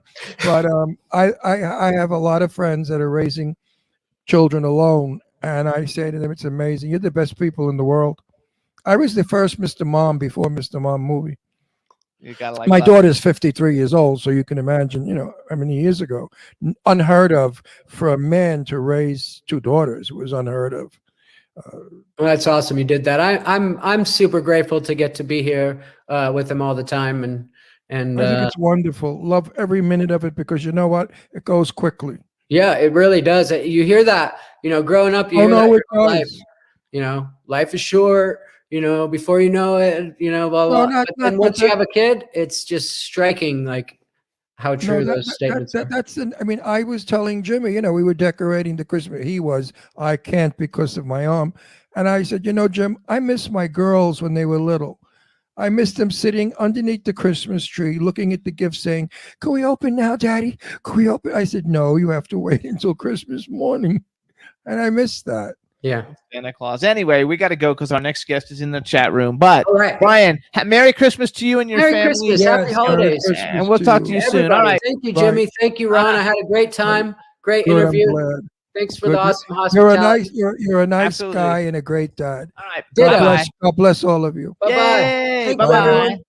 I loved him. Bye. He's fabulous. What a nice fella. And I really like his music. If you like, I like what he stands for. I like he's not a nut. He's not a neurotic. He didn't turn out to be a drug addict weirdo, because most kid actors do, or suicidal nut job. He's a very sweet, clean-cut, normal fella raising his kid. I can't talk better even about though he him. has tattoos everywhere. Well, that's not good. They're finding that those tattoos. Well, anyway, he's fabulous. I loved him. Don't get your and he was so nice, you guys. Everybody when I out there, contacted do him on not get Instagram. your entire body tattooed. All right, so we're gonna ask a skin doctor before. We're gonna bring on our next guest, which I bet she doesn't have any tattoos. We're gonna find out though in 1 minute. Go ahead, let's bring her in, Roxy. Hey, Deborah, how are you? Hello, Jimmy. Hello, Ron. Good to see you my again. God, you don't age ever. You don't look this. You look exactly the same as you did the last time we had you on. I think she changed her hairdo. It's lighter. It's lighter, I think. Lighter, and the Buster Brown bangs is cute. No, she like had it. the brains before. Not Buster Brown. This is a Buster Brown cut. See how it's cut? It's cut at ear length under the earlobe. I love it. So hold on. Let's do when I was a hairdresser, I know we used to call it the Buster Brown. Hold on. Let me introduce her. So, all right, everybody. Now we want to welcome to the Jimmy Star Show with Ron Russell, the fabulously wonderful, gorgeous, and talented Deborah Foreman. Hello and welcome to the show. Hello. So this is Astro. This is Astro, our 7-pound rescue. Hey, baby. Oh, hi, Astro. Really pretty. He's a sweet boy. So, Ron, you remember Ron, our cool, outrageous man about town co-host? Yes. And last time we had you on, we lived in Pennsylvania, and you were living in Big Bear. And I was living in Big Bear. I'm now in San Antonio, and you're in Florida, right? No, we're in Palm Springs. Oh, Palm Springs. Okay. We're in Palm Springs, and we go to Big Bear. We just shot a movie up at Big Bear not too long ago. Oh, yeah. I lived there. I've been here 2 years now. Now, how do you like living in Texas? Do you miss Big Bear? No.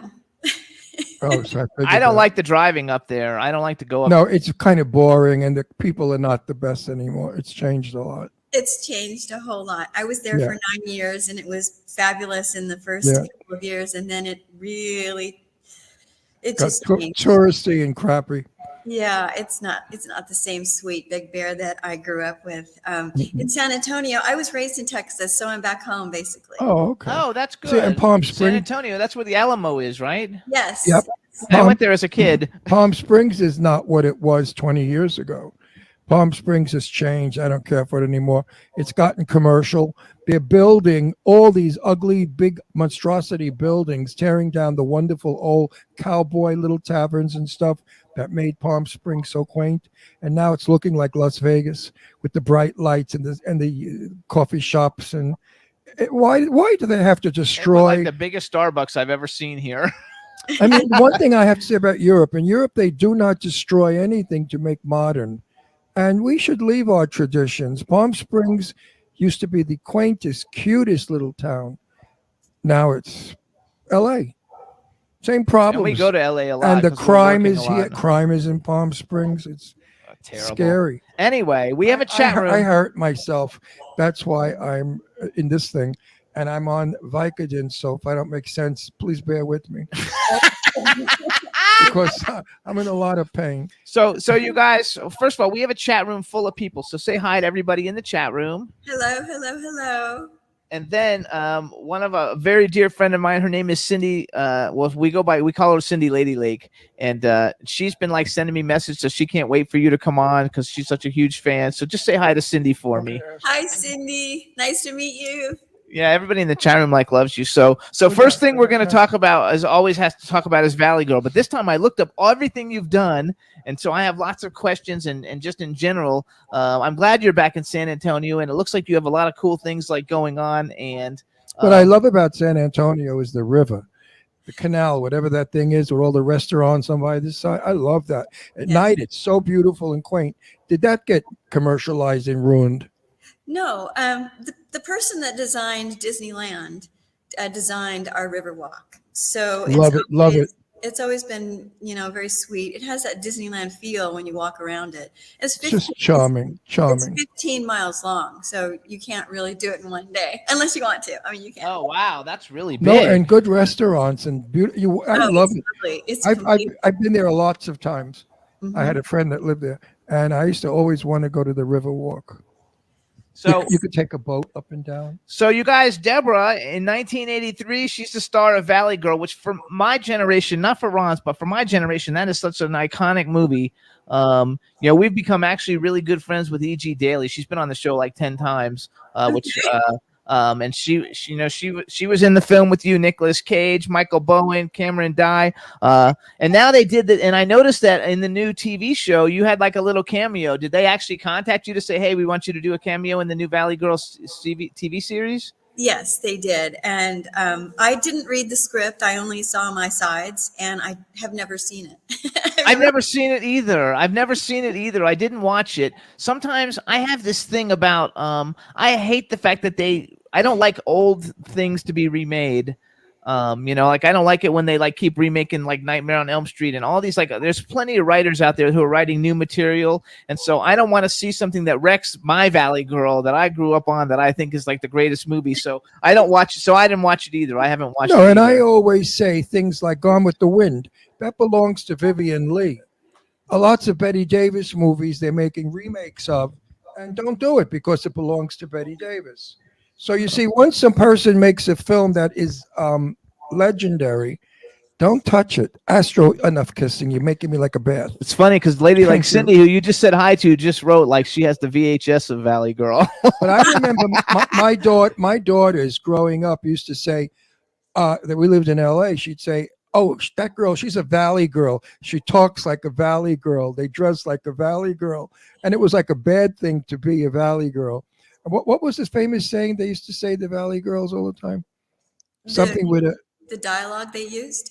Yeah. No, there was a famous saying that all the kids did. Gag me with a spoon. Gag me with a spoon. There you go. That's it. Gag me with the spoon. I read your mind. Right, that is hilarious. Right. So, like, do people recognize you when you're out walking around from that? No, not now, because I'm older, and it's generational. So younger people, the audience changes. Really yeah, the audience has changed, and I'm happy because that's I'm going to be 60 next year. So go away. You look so good. Thank you. How much work have you had? None. I don't do Look work. how beautiful you are. You don't look 60. He's 81 and a half. And I'll be 58. So like I'm right behind you. You look wonderful for 60. You've lived a clean life. Oh, and we just went to no drugs, no booze. No drugs, but I do love to drink. I love my wine. Oh, but that's not drinking. I'm talking about alcoholism. Oh no, and no smoking. That's no look. I don't do that crap either. That's why I look pretty good for 81. So Mhm. you look beautiful. Look at you, how Thank pretty. you. Thank You could be you could be the new Doris Day. That's a nice compliment. Thank you. You could be the new No, Doris Day. I love it. It's funny because we went to a Halloween hotness fundraiser at Madame Tussauds in Hollywood for Halloween, and Diane Franklin was there, and I'm sure you know Diane Franklin, right? love Because she's her. been on I our love show, her. yeah, and she got an award, and it was great because she's been on our show, so we got to actually meet her, you know, and you guys are both have those iconic movies, you know, that you were in. That everybody kind of like knows you from. So tell us your part in Valley Girls. A lot of people might not remember. In which one? The young people. Oh no, not in the TV show. That shit No, sucks. no. The movie. The movie. In the movie. I played the Star. Valley Girl. She was the star. I know, Yeah. but people remember people by characters sometimes, not necessarily by their own names. Our audience though is older, so they they like they know who is. you They are. know who she is. So for the younger audiences, just keep wondering. No, let her tell them who she is. She's Julie. I played Julie in Valley Girl, the title role. Were you the good girl or the bitchy bad girl? I was a good girl.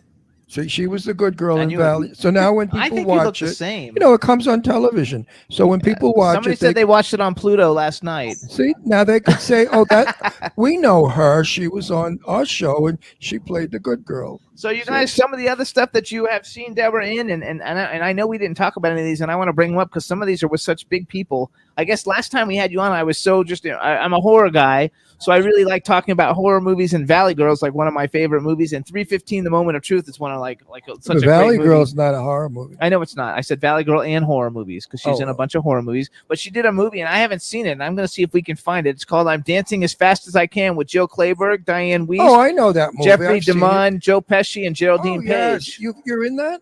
That was one of the first things I ever did. I was 18 years old, 2 weeks worth of work, and the one line that I was given, it was cut the day, like right there on the set. It was a great. I love that movie. I'm Dancing as Fast as I'm I in the Can. background a whole lot. I'm in the insane asylum part. Oh, actually, I want to watch it just because I've never seen it. No, it's a good movie. And one of my favorites is 3:15, The Moment of Truth with Adam Baldwin and Ed Lauder. You did a bunch of movies with Ed Lauder. I did a couple. I know. It was amazing. I did Real Genius. Yeah, Real Genius with Val Kilmer and Ed Lauder. His daughter. And then in 3:15, I know. I always remember him because in what's the Longest Yard, he's like the jail guy, like the prison guard guy. He always plays people that scare me. When I was young, he always kind of played the mean person that you were afraid of. Sure. And so I thought he was. You're a lot of still fun. like a young, sweet girl. The way you talk and giggle and laugh, you're like a young girl. It's wonderful. I can picture you in a 1954 convertible going to the hop, wearing a poodle skirt. That's how I envision you. And I also read on IMDb you did a movie called Destroyer with Anthony Perkins. Now, are you a big role in that? Yes. Clayton Roner and I star in that. And Lyle Alzado, too. Don't forget about Lyle. Oh, yeah. He played the baddie in that film.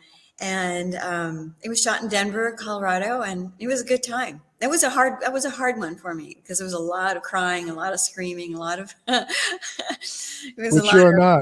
torment. Yeah. Well, that's why it's called I acting. love that laugh that you just did. That was just like Julie laughed, just like that. Well, that's who she is. Which is just fabulous. I love it. So you guys, some of the other stuff you've seen her in, if you like horror movies, she's in April Fool's Day and Waxwork, which had a lot of big stars in it. That's a really good one. I want to ask, A Sundown, The Vampire in Retreat. Is that an actual horror movie? Because it's got huge people: David Carradine, Bruce Campbell, Maxwell Caulfield, E. Emmett Walsh, John Ireland. Is that a real vampire movie? Yes, it was. It's a comedy. Oh, okay. A comedy vampire movie. Vampire movie, and I don't think people know that it's kind of funny, but it is because I've seen it recently. I went, and this is a pretty funny film. That was shot in Moab, Utah, and all of those people were lovely. And don't forget about M. Emmett Walsh. Yes, I said M. Is John Ireland the John Ireland from the 40s? Yes. So this is probably one of his last films. Yes. He was a very good actor in his day. Yes. John Island. Strong actor, very strong. He shares so many though. The Experts with John Travolta, Eric Gross, James Keach, Kelly Preston. I mean, these are like huge ass people. And then, so here's the one I want to know about because I know it wasn't done in 2020. Grizzly 2 Revenge. What did they do? Did they like reissue the movie or something? Yeah, so we shot it. I was age 20. I did that even before Valley Girl. I think they realized that they didn't like the way the bear looked. They wanted it a little bit, it looked too fake. And so they ended up not having enough money to finish the film because they put it all into that bear. And so it sat in a vault. It sat in a vault for until like last year. And then they re-edited it. They, tried to, give it some life. And that's all I know about it. Did you see it? Did you see it then when it came out again? No? No, because I'm in Texas. I know that they had a screening in California. So I have not seen it. I have no idea because I'm young in that film. I mean, I've seen clips just even a long time ago. I saw clips like there was black market clips on YouTube. But yeah, that's all I know. Oh, that's so funny though, because you guys listen to this. So Grizzly 2 Revenge, where she hasn't seen it. I mean, it stars everybody then. So they were all young and nobody really probably knew who they were, but it's George Clooney, Charlie Sheen, Laura Dern, Jonathan Rhys Davies, Timothy Small from all the like Harry Potter movies. And you, Louise Fletcher. Yeah, Louise. So right. Like, I want to actually, I'm going to go on eBay and see if I can find it just to add it to my collection. Now tell me, are you married to a cowboy? No. Your husband's, are you married? No, I'm single. Oh, okay. If you were married, would you marry a cowboy? I don't know. Maybe. I think I go for more artistic men, but if he was an artistic cowboy, then yeah. Okay. You make jewelry and stuff too, don't you? I think you used to make jewelry. Or do you still make jewelry? I used to. And I think what happened, because I've always been a photographer since my early 20s. And during the time I was doing my jewelry business, I had to learn how to do the shooting of my product. I had to do the social marketing and post all that stuff. So I honed my craft into social marketing, and now I'm Patty's Herbs, a social marketer and product photographer. Oh, cool. That's my day job. And I love it. And I came here to San Antonio because the farm is just outside of San Antonio.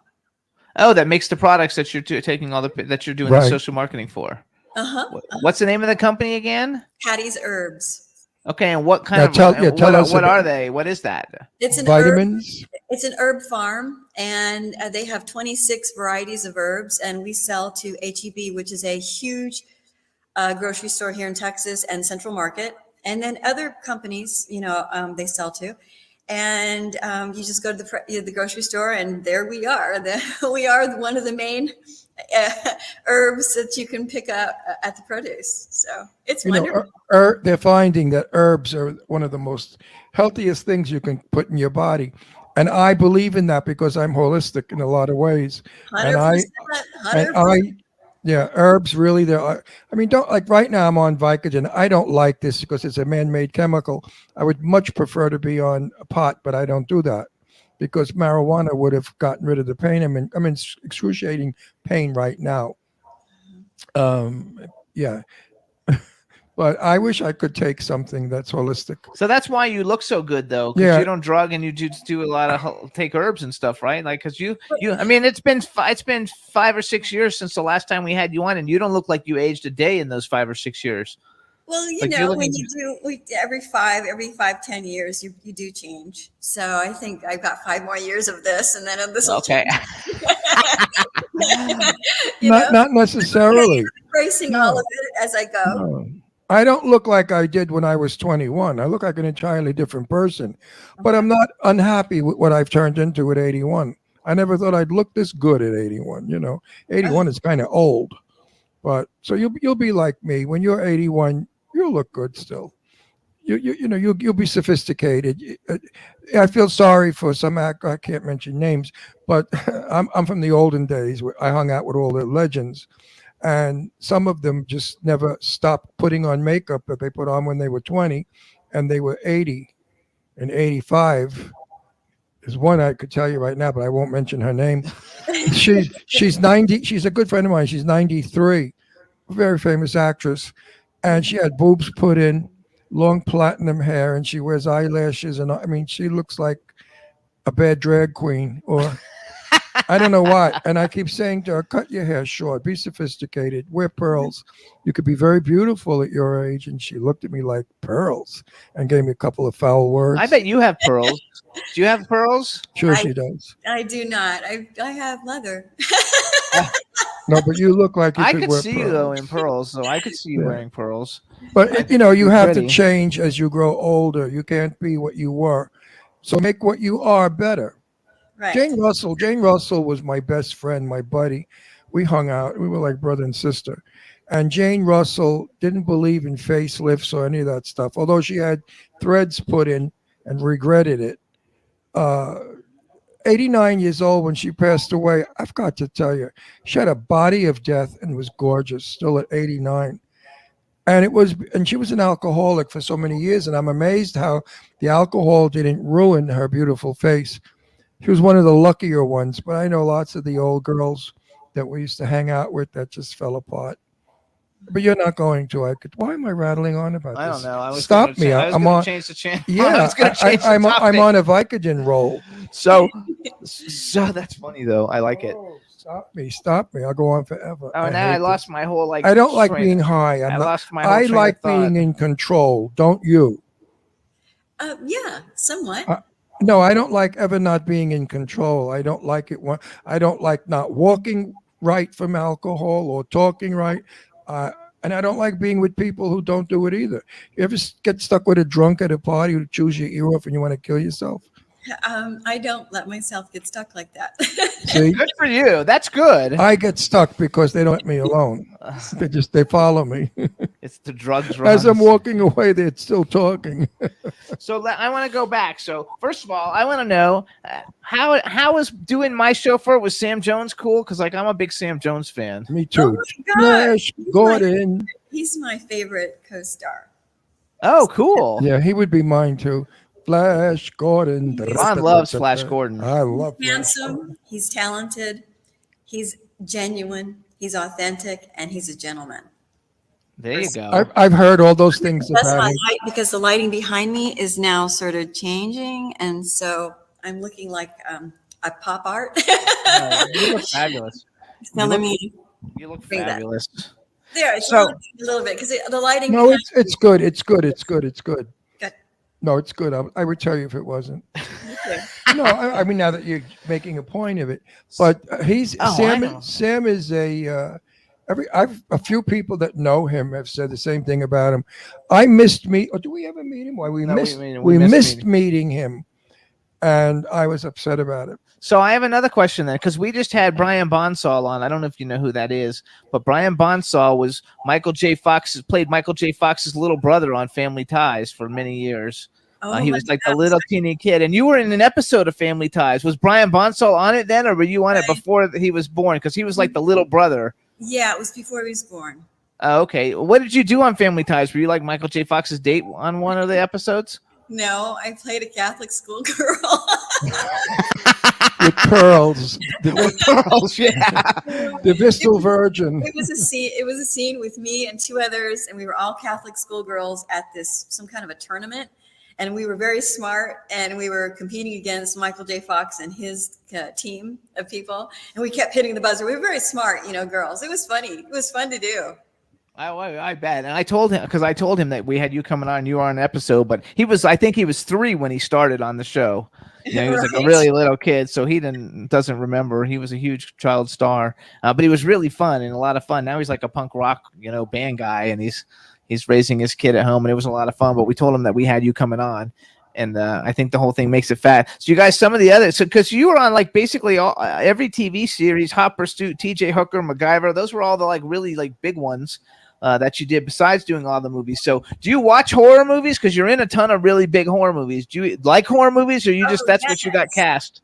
Since the age of 9, I've been watching horror films. I mean, Frankenstein and the Werewolf and the Mummy and Dracula were my favorite black and whites to watch at age 9. So that's awesome. I'm still thrilled to, participate in sci-fi and horror, because that's what makes my juice just roll, just fire up. So I I love going to those places that horror films take you to. I love that. I'm in them. He's in them too. Yeah, so he's I'm in them. them. I do them all the time. I don't watch them because I don't like them. I don't like horror movies, and I certainly don't like blood and guts and eyeballs falling out. I love it. It's not my kind of. It's not So my wait, kind of entertainment. So, what are some of your favorite horror franchises besides like the black and white? So, if you're going to color, like what are some of the Hammer films were my favorites. Oh, okay. Whoa, sorry, the dog just was going. What is someone coming in? What kind of dog do you have? She is Katie. Come here. Come here. I'll show you in just a sec. She's little. Come here. Maybe we could fix her up with Astro. Yeah, we can. Oh, hey! Oh, look, Astro, a girlfriend. Look at the screen. Astro, look at She's so cute. Look at the screen, a girlfriend. Now, is that a rescue or did you get yes, it? She's a rescue, and she's poodle, and she is Chihuahua, and she's white Swiss Shepherd because I had her DNA done. Oh, wow. Ooh, she's 12-ish, aren't you? Yes. Oh my gosh. Her name is Jade, and she's my sweetheart. Hi, Jade. Jade, meet Astro. Yeah, Astro is cute. He's only 7 pounds. How much does she weigh? She around weighs 10, 12 pounds. Okay, so that's not too much bigger. Astro, so you want to go on a date with her? We have 3 rescues. Astro's a rescue, and we have 2 other ones. She's a pretty too big, Astro. they knock everything She's down. a pretty girl, Astro. Look at her. She's pretty. I love it. I think it's you could fabulous. borrow the car, Astro. Jimmy, I did post recently on Instagram that I had an announcement, and I'm happy to announce it here. Oh, good. I would like to hear what it. are you I saw announcing? She's Okay, gonna something that everybody on Instagram's waiting to hear. Go, tell us. A week ago, I booked a film, and it's going to shoot in spring of 2022 in Arizona and New Mexico, and it's a sci-fi film, an alien abduction film, and I play the aunt to the lead girl. I can't say who's going to be that yet because those deals have not been put in place Right. yet. I do kind of know who's going to be getting it, and so then her daughter gets abducted, and we go on this. We have to find out where she. Just go through all these ideas and avenues of trying to get her daughter back. So, and it's from the perspective of the mom, just like what was that one that Spielberg did, his sci-fi one? Yeah, it's the third kind. Oh, yeah. Close Encounters of the Third Kind. Yeah, there you go. And it was never told from the perspective of the mother. So this is going to be told from the perspective of the mother. Yay, Oh, congratulations. that's good. Ron wants to be in an alien movie. Well, you know why? Because I told everybody 5 or 6 years ago, I said, enough with the guys coming out with masks and stabbing and we've got to do alien films, outer space films. They were very big in the 50s. And I predicted, I said it's going to start happening. And now there are more scripts floating around for this kind of film. I am dying to play in one. Yeah. Oh, I would be so happy to play in a alien film. I told him he has to write one, so then we can go out and get the I funding think for I might it. I might write one because I have ideas of aliens. I believe that they came to this planet millions of years ago and they started the human race. And that's why Asian people are actually alien people. Because if you look at the alien and the Asian, there's a great similarity. And my very dearest friend is Susie Wong. Sue Wong, and she's Chinese, and I keep telling her, you look just like an alien. Look at you. You're 5 foot tall, you have slanty eyes, you have pinched nose. So she cracks up laughing. And I would like to write about that's what's going on. I won't give away the plot, Anyway, then somebody's don't going give to away the steal plot. it. But it's going to be you're an interesting alien So movie. first thing you I have may to do call is- on you. You have to say congratulations. Yes, congratulations to Deborah you. Foreman. You guys, you heard it here first on the Jimmy Star And you're Show going to with love Ron Russell. shooting it. It's going to be fun. Thank God, you. is that I look forward to it. I play a conspiracy theorist already, even before this happens to the family. So it's I can't wait. I have think never it's worked fabulous. with a lot of CGI. Have you? No, I know that. That's fun. Yeah, no. CGI is fun. Yeah, because a lot of your movies back in the day, they were practical effects, right? Yes. They really Right. like did it when they splatted you. You just got Oh, splatted. now they could put you anywhere they want and do whatever, change your face, make you young. I mean, it's amazing what CGI does to the actor now. It They does could half put of our me- work. They could put me in a film without me being there. That's Yes. right. it's amazing that CGI is half of our work. We don't have to work as hard anymore. But I would love to do that film too. Not that I'm asking for a job, because I have 6 films waiting. I have no time anyway. But seriously, but So before I think it's wonderful. I'm the happy last time for we you. had you on, like Ron's always been an actor, but like I started producing films. I have like 9 different films on my slate now. Do you do indie films too that aren't SAG, or do you only do SAG? I'll have to. I don't know about what's going to be happening with SAG anyway. With this next film, I'm going to be doing. Right. I know that there's a way that you. Yeah, there's a way. It's low budget. Well, I have everything going on. I have films. No, you're allowed to do now. I understand low budget movies. It depends. If you're SAG, Well, as long as it's a low budget, there's a thing called low budget SAG. There's also another avenue that you can take where you can do non-SAG and still do SAG.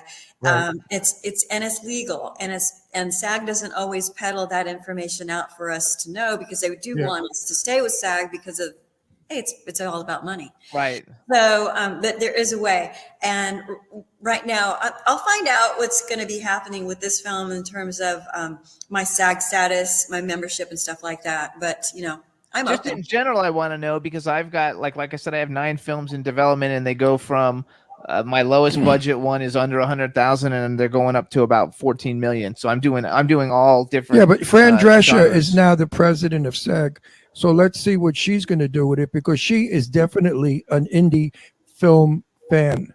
So I think she's going to open doors for indie films. I was trying to find out though if she does them, because then I can put her on the list of actors that I know how to get in contact. Yeah, well, she with, can do it. we can... She just can't be in $1 million indie. If that got loosened up, there would be so much more work for everyone.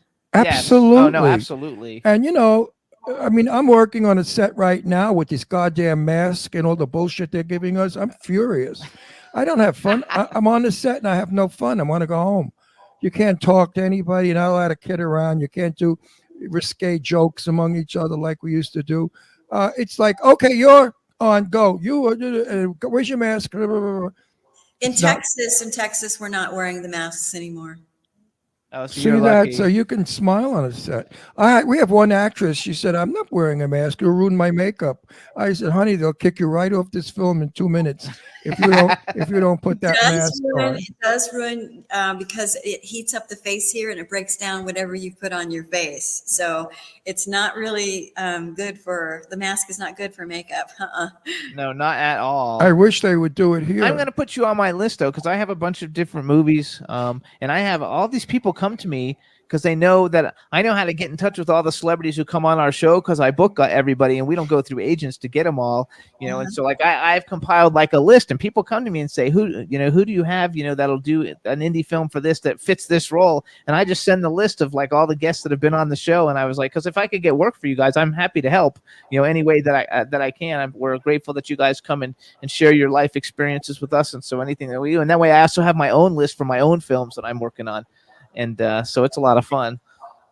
Well, I just feel that SAG, SAG doesn't stop you from paying your dues, so I think they should be a little kinder and let actors work and earn the money that they're paying in their dues.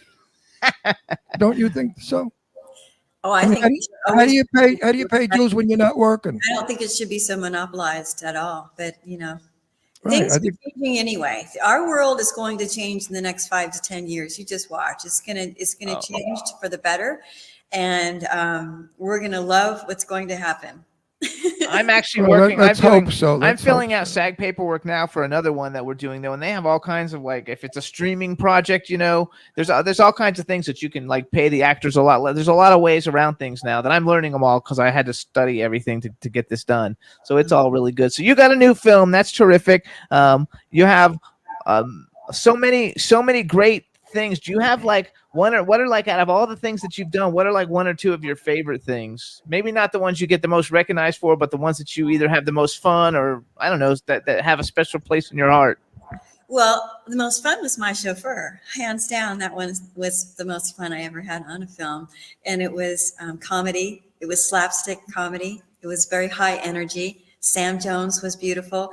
David Beard, who directed, was beautiful. Stephen Wolf, who was our line producer and is now producing his own films out there in the world, is beautiful. So that is and I love the wardrobe. Let's face it, it's all about the clothes. Yes. I loved the clothes that I got to wear in that. I did in Valley Girl too, but my chauffeur, that was a little bit more 1940s, bent. So I liked that a whole lot. Let's see. What Now, where could you see? Where and when could we see My Chauffeur? You could go to Amazon and you can rent it. So it's on even How Valley. much is the rental? Probably $4. probably $2.99 or $3.99. Yeah, I have to let our viewers know, because we have a lot of senior citizen viewers who are on limited funds, and they appreciate my doing this because they want to see the movie, but they don't want to pay like $8, $9, and $10. I mean, they have nerve. There's a Betty Davis. Gets mad because there's a Betty Davis movie on that is 1943. It's been on commercial television for free forever, and they were asking $8.99 to see it. And I thought, Betty is dead, she's not going to get the money. And I knew her. If she were alive, she would get the money. But it's stupid. He likes all the Turner Classic movies, and he gets so mad because those are more expensive than the regular movies. And they're old as the hills, and they've been seen a million times. So I don't know, they have to have some kind of new ruling on this. Can I tell you something else that happened really cool last week? I mean, Yes. super cool. I get an email from a friend of mine that is watching the Gotham Awards on a YouTube channel, because he couldn't be there, and he lives in New York, and it's just like he couldn't be there. So he goes, "You're not going to believe what just happened." He said, "Peter Dinklage just said something about you and Nicholas in his acceptance speech of this award that he was receiving at the Gotham Awards." And I said, "Did he actually say my name?" Because I'm thinking he just called out Nick and the girl, Julie, He goes, "No, he said your name." And he said, "Okay." So then I had to rush over to YouTube and find the speech. And Peter Dinklage, they showed all the body of his gorgeous. I mean, Peter Dinklage is such a beautiful artist. I can't even say enough about that man. So they showed super A-list. He's super A-list. So. And he showed all of his beautiful work. And then he goes on, he's talking, and he's talking about snippets in films that don't feel like acting. And then he says, Nicolas Cage asking Deborah Foreman out, the Valley Girl, on a date in the bathroom. And then he repeats what I said, which is, "Where are we going to go?" And then Peter says what Nick says, "Anywhere." And then I'm still getting tingles, just repeating what he did. That kind of love that someone, I've never met him. I had no clue that he had any kind of a love for Nick or any film that Nick's been in. And I'm just, along for the ride. It's Nick's career at this point. You know what I mean? So for him to even call my name out, it was such a love moment. And I just, I tried to get in touch, but there's no way to get in touch with him. And I'm not going to go through agents because they don't believe you anyway when you call them. Right, exactly. You're talking about, he's not in social media now? You're talking about Nicolas Cage. No, Peter Dinklage. Oh, Peter So Dinklage. is Peter Dinklage, he's not on social media at all? No, he's not at all. I tried. I'm very good sleuther. And yeah, I am too, because I usually can find ways to get to people. Okay. Yeah. I'll look and see if I can find anything. Contact Nicholas? Maybe he has a contact. No, him and I, we don't have contact. I mean, if we ran into each other, it's always beautiful to see each other, but we don't have each other's. Yeah, we don't have each other's phone number. Mm-mm. Oh, it's sad. I think. Meanwhile, the critics will bomb him. They think he's the worst actor in the world, and I feel sorry for Nicolas Cage because he works all the time. I mean, he's in big multi-million-dollar movies, and then the critics just say he cannot act or he acts the same all the time. He was great though in Valley Girl. He's actually better in his younger work, maybe, but he works all the time because I've tried to book him on and he different gets projects. Big money. Big money. In spite of what the critics do to him, he gets huge money. He's good for distribution. His latest work in the past 5 years, you could tell something has happened in his life because he's evolved to another place, and his work has been really beautiful. Yeah, it's really good again. Yeah, and I know and he's just got booked for Dracula, this Renfield that he's going to be in too, this recently. So, but there is a video out there that he did with the Alamo Drafthouse, and it's about an hour long. It's a one-on-one he did with this host with an audience too.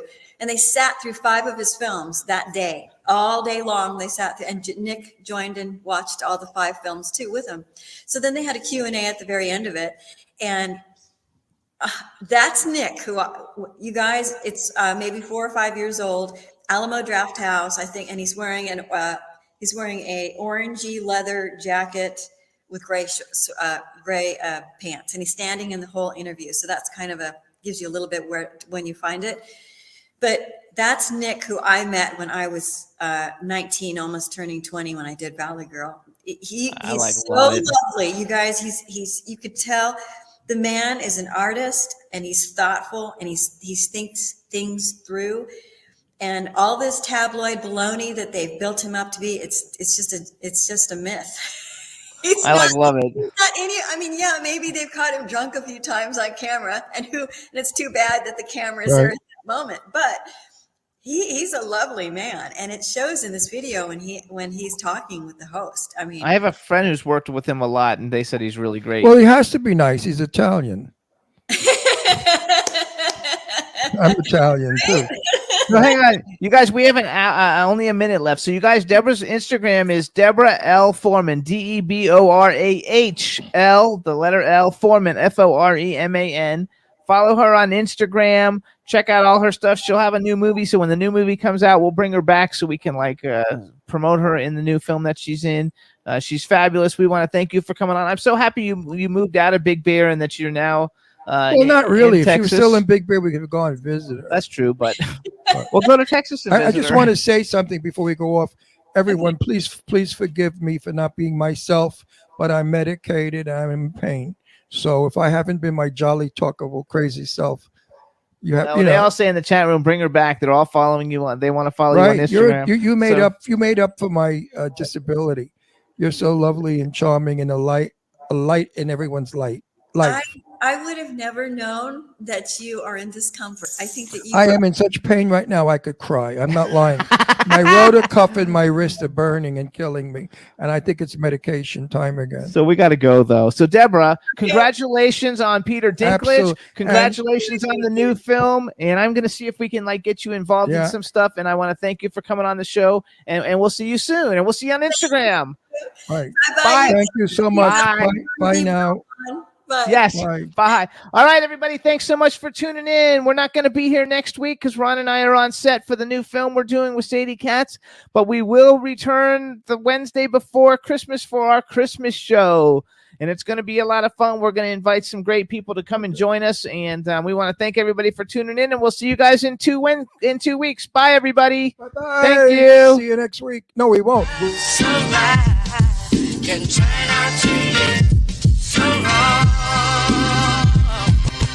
Yeah, we in the mix. It's another episode. Here we go. The Jimmy Star Show with Ron Russell. Interviewing the hottest, newest, and truest of today's celebrities. Make sure to subscribe so you can get notified weekly. Jimmy Star, he's the king of cool. Ron Russell, he's a gorgeous dude. Chat room is live and you would be a fool not to vibe with us at the Jimmy Star Show with Ron Russell. Come watch it live on W4CY Radio. Miss some past episodes? Download on iTunes. The Jimmy Star Show with Ron Russell. It's the Jimmy Star Show with Ron Russell.